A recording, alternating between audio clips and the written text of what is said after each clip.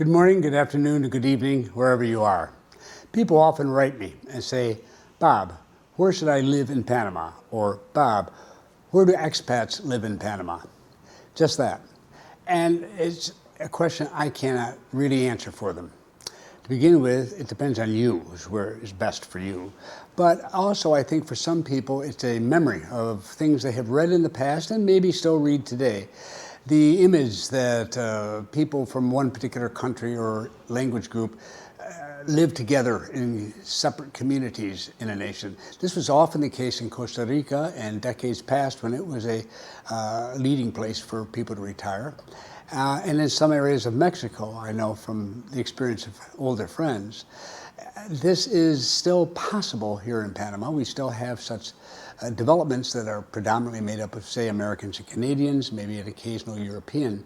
But the truth is that the overwhelming majority of people that I deal with here live all over the country and not in a expat development per se. There's nothing wrong with that if that's what suits people, but that the selection is far greater than just an expat development. And in any case, the answer to the question of where do expats live is simply everywhere. Now, all I can say to you is that you really need to come down and take a look. I know that's expensive. You don't want to spend the money until you know for sure where you're headed. Truth of the matter is, as I've mentioned occasionally elsewhere, especially at Retirement Wave, I find that people 48 hours or even less after they arrive start changing their minds as to what they want to see and where they want to go. They relax. They begin to realize this is a friendly country and it's not going to be all that scary or anything of that sort. And their whole horizon expands and all sorts of new ideas come to their mind. So they end up looking in places they had never thought of looking before they came down. It's very possibly going to be the same for you. However, I do have one thing that I can say that I think is very important for people to keep in mind, and I don't care where you go to live, it's something to keep in mind. And that is so many of us, particularly those who are in retirement, and they are a minority group of the total of expats who come in, but they are a significant group and they do show up in my websites in large numbers. And I say they frequently have a dream of a perfect place where they can live these latter years. And it's all very nice, except that it doesn't always work. I mean, Panama is a human society just like any other. They haven't created worlds that are different or than you find elsewhere.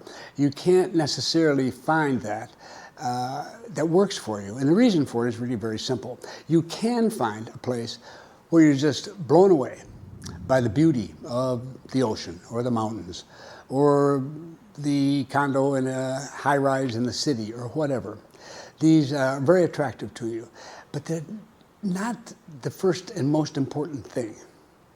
What you need to think of for a moment is to take those dreams you have of what the perfect retirement would be like and put them to one side. You don't give them up, you just put them to one side and focus and give very serious thought to what do we need or I need to be happy. Now, let me give you a couple of stories where things don't always work out well. I had one gentleman who came and bought a home that was very isolated. It was an absolutely gorgeous location. But he was the sort of person who really liked to do a lot of work around his own house, and he had a lot of plans for the development of the house. However, once he was here and had purchased, then he discovered that it would, in those days, it would take an hour and a half or 2 hours for him to get to a hardware store that had the variety of goods that he wanted. Now, we've had a lot more stores built since then. They're more convenient, but still, it can be quite a distance. And you need to stop and think, if there's some sort of activity that's important to you, that you have available in that area what you need to do it successfully. I have other people who come and they also find beautiful places, and then they complain, well, there's nothing to do. There aren't many restaurants around here, and there are not many activities, and they need that. There are people who just need to have something to do on the weekends, every weekend or almost every weekend. And if they don't have something, they get bored. And that beautiful, beautiful view of the mountain or of the ocean that you have, suddenly, well, you don't see it anymore because you're actually living your life and you've seen it 1,000 times. And you just sort of put it aside. You don't really focus on it anymore. Instead, you focus on what it is you need. And if you don't have it there, you can be very frustrated no matter how beautiful the view may be. So you need to think in those terms. What is it that I need? Let me give you another unfortunate example, and it is not the only one of its kind. And this is where, in this case, a gentleman who was not in good health, who had a number of serious physical problems. He wanted very much to retire to a place up in a very isolated area on the coast. That was just a beautiful place to be. It was his dream, and this is where he wanted to stay. So he and his wife went up and they bought there.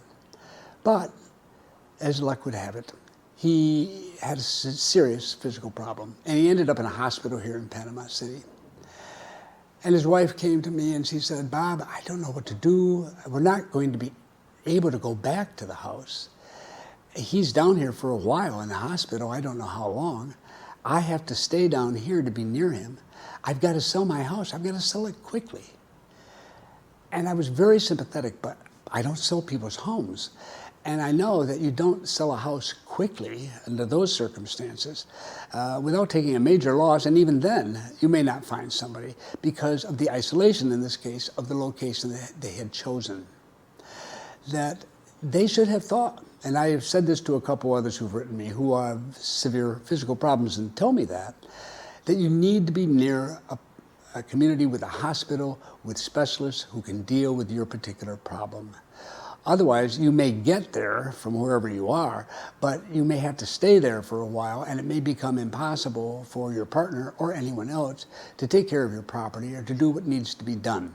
So there's somebody who needed to be near a hospital for his condition, who was about as far from one, because it was in Panama City, as possible. It was hours away, it was by plane. So, again, it's important to have dreams. But it's also important to focus on what it is you need before you focus on what you want. So when you come, your first job is to find an area, if you have a special need, that provides that need in a way that's going to suit you. And then after that, you've got a wide area to work with. And you can find within that area a place that you want, not just need. If you come and you get the place you want before you think about what you need, everything can get screwed up. And it happens. And it's very, very sad when it does. Very frustrating. And it leaves people bitter and angry that they hadn't thought about that before. So I want you to think about that very clearly when you come down. What do I need? Let's find that. And then what do I want? If you do follow that pattern, the odds go way up that you're going to find the right place to stay. And you don't make that decision before you come, although you may have one or two places that really interest you, and that's perfectly legitimate. But you need to come up with an open mind here. And you've got to take a little time to look around, talk to people. Expats are happy to talk to you.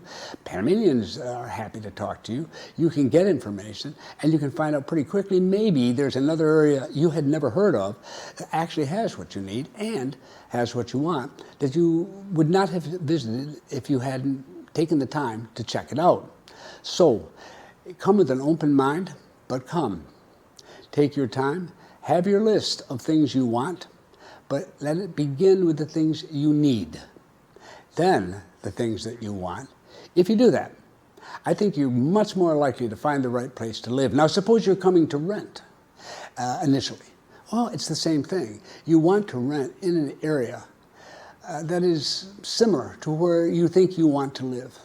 That gives you a chance to really investigate the area thoroughly and not have to drive 2 hours to get to an area. That's very useful too. So even when renting, it's good to try to find a place near things that you need as well as want. One of the nice things about Panama is that it's a very small country. It's about half the size of the state of Florida, which, if you don't know the state of Florida, is a pretty small state. It's about the size of Scotland, as I remember it. But it's stretched out. It's a narrow country. So even though Panama is half the size of Florida, almost exactly. It has a longer coastline. So it's really very difficult, well, not impossible, but difficult to find a place where expats are normally found, that is further than an hour away from the coast. Indeed, in many instances, it's 15, 20, 30 minutes. So you don't have to be down on the water in order to take advantage of the coastline. You can find a less expensive place further inland. And then from there, you can come in anytime you want to. I have a number of people who really enjoy the water, but they go down to it when they need it. But they live where they were able to afford a bigger home. And the simple truth of the matter is that, like everywhere else, if you want to be right on the beach and walk out and the ocean staring you in the face, you're going to pay for it. If you also want things like high-speed internet connections and supermarkets and all the other amenities of life that make it so much easier than when you don't have them. So that's a plus here, and that you can't get that far away from the mountains or from the ocean. You can do something in Panama City, for example, in the morning, and in the afternoon you'll be on the Caribbean coast. It's just an hour and a half away or so. It's not a problem. Again, it's a small country, so you can have a lot here if you keep in mind that you first find the place you need, then you look for the place you want, and you make those little compromises that sometimes we have to make in life, where we can't be exactly where we want to be, but we can be very close to it and make use of it and enjoy it and still find something within our budget. So those, I think, are the practical things that someone can say. If I was selling real estate, and some people do, as you know, they're going to tell you, oh yeah, you want to live here, you want to live there, and so forth. There are going to be people here who are happy to tell you where you want to live. They don't have any business doing that as far as I'm concerned. I understand that's how you do things in real estate, and I think you understand it as well.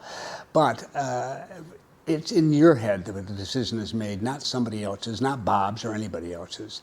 And you need to stick to that and be very clear in that in your head. And you will come down and you will find a place that works for you. And if you don't, and you decide not to move down, well, that's not a terrible thing to have happen. It's better to learn that now than 6 months or a year later. I find that doesn't happen very often with most of the people who come down. But it's particularly those who take that time to follow the pattern I'm talking about today. So have your dreams and keep them right there, keep them near and dear to your heart, but also take care of yourself, your life, and the things you want to do and need to do to be happy. And if you do that, you can combine the two and it can be a very real success. I hope that helps you a little. Thank you.